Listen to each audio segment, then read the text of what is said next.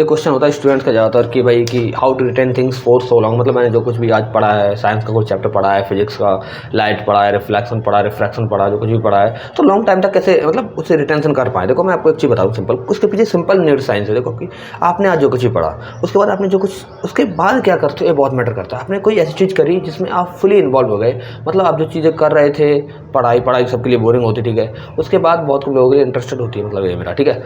उसके बाद अगर तुमने कोई ऐसी चीज़ करी जिसमें आप फुली इन्वॉल्व हो गए, मतलब आपका दिमाग पूरी तरीके से हट गया, पिछले आपके 4-5 घंटे आपने 5-6 घंटे क्या किया था, तो मतलब आप भूल जाओ। क्योंकि देखो आपके ब्रेन को जहाँ कहीं भी मज़ा मिलेगा, आपका ब्रेन पूरी तरीके से वहीं शिफ्ट हो जाता है। जहाँ ब्रेन शिफ्ट हुआ, आपने जो कुछ ही 4-5 घंटे पहले किया, आधा उसका दिमाग भूल जाता है, ठीक है।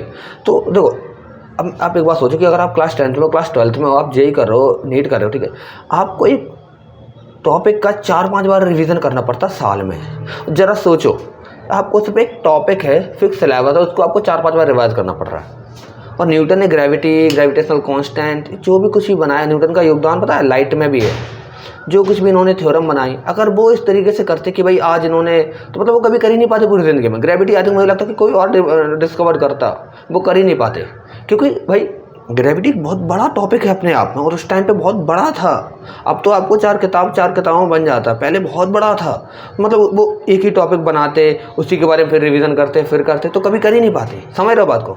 मेरा मुद्दा कहने का ये है कि भाई अगर आप कोई भी आप पढ़ाई करते हो, उसके बाद आप कोई ऐसी चीज़ करते हो जो आपका दिमाग पूरी तरीके से शिफ्ट हो जाता है, आप भूल जाओगे, डेफिनेटली भूल जाओगे, हमेशा यही गलती करते रहोगे, ठीक है। तो मतलब आपको सिर्फ एक काम करना है कि जो कुछ भी पढ़ा आप चाहते हो। बहुत से लोग होते हैं जो एक बार पढ़ते 10 साल तक याद रख पाते हैं। क्यों रख पाते? क्योंकि उनके बीच में जहाँ आज उन्होंने पढ़ा, उसके बाद वो ऐसे काम कर रहे हैं जिसमें उनका इंटरेस्ट, मतलब उनके दिमाग को मज़ा नहीं मिल रहा है। लगे हैं, ज़बरदस्ती लगे हैं, अच्छी चीज़ें हैं, उनके करियर के लिए फ़ायदेमंद इसलिए लगे हैं, ठीक है। तो देखो जहाँ से भी आपको मज़ा मिलता है उनको कट कर दो। आप भी न्यूटन आइंस्टीन की तरह 10 साल तक याद रख पाओगे चीज़ों को। ये कोई बड़ी बात नहीं है। न्यूटन आइंस्टीन भी इंसान ही थे, इसलिए वो मतलब लंबे टाइम तक याद रख पाते थे कि भाई वो उनका मतलब कोई मज़ा नहीं था बीच में कि चलो आप गाना सुन लेते हैं। मतलब लोग कहते हैं कि गाना एक थेरेपी की तरह होता है, गाना सुनना जरूरी है। मुझे लगता है कि गाना आपको कमज़ोर बनाता है। हाँ, songs makes you weak person. अगर आप गाने सुनते हो, अगर आपको कई बार पेन में होते हो, और देखो कई बार आप पेन में होते हो और आप गाने सुनते हो, आपको लगता है कि पेन रिलीज़ हो जाएगा, नहीं होगा बेटा, पेन बढ़ेगा। आपको 10 मिनट बाद, आधा घंटा सुनने के बाद रिलीज होगा। क्या यार फालतू में टाइम इन्वेस्ट कर दिया मैंने इसमें, क्या मिला मुझे? गाने सुनने के बाद क्या मिला? थोड़ा कमज़ोर ही हो जाते हैं हम, ठीक है। तो मतलब सॉन्ग्स को एज अ थेरेपी यूज़ मत किया करो। जो भी चीज़ तुम्हारे पेन को कम करने की कोशिश करे, समझ लो वो चीज़ तुम्हें कमज़ोर ही कर रही है। क्योंकि पेन मुझे लगता है कि किसी चीज़ से सॉल्व नहीं होंगे, वो सिर्फ आपके ही थ्रू सॉल्व होंगे, कोई बाहर की चीज़ सॉल्व नहीं कर सकती है। आपको डिप्रेशन है, आप सोचो गाना सुन के ठीक हो जाएगा, नहीं होगा।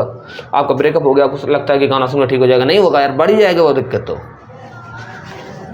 समझ रहे हो कि देखो आप 8-10, बहुत से लोग होते हैं जो 8-10 दिन तक चीज़ों को रिटेन कर पाते हैं, बहुत से लोग होते हैं महीने भर कर लेते हैं, बहुत से लोग होते हैं साल भर कर लेते हैं। तो उनके बीच यही अंतर है कि भाई मैंने आज कोई टॉपिक पढ़ा, जैसे सपोज करो कि बायोलॉजी का कोई मतलब बायोलॉजी में कोई भी मैंने टॉपिक पढ़ा, ठीक है, उसको पढ़ने के बाद मैं कोई ऐसा काम करने लगा हूँ जहाँ कि मुझे लगता है कि वहाँ से पूरा ध्यान जो कुछ पढ़ा था सब शिफ्ट होकर नई चीज़ पर चला गया, बहुत जल्दी चला गया, तुरंत स्टार्ट करते ही। समझ लो वो चीज़ ख़राब है हमारे लिए, इसको बंद कर दो। अभी 10 साल तक रिटर्न कर लो, 10 साल तक मैं बता रहा हूँ आपको।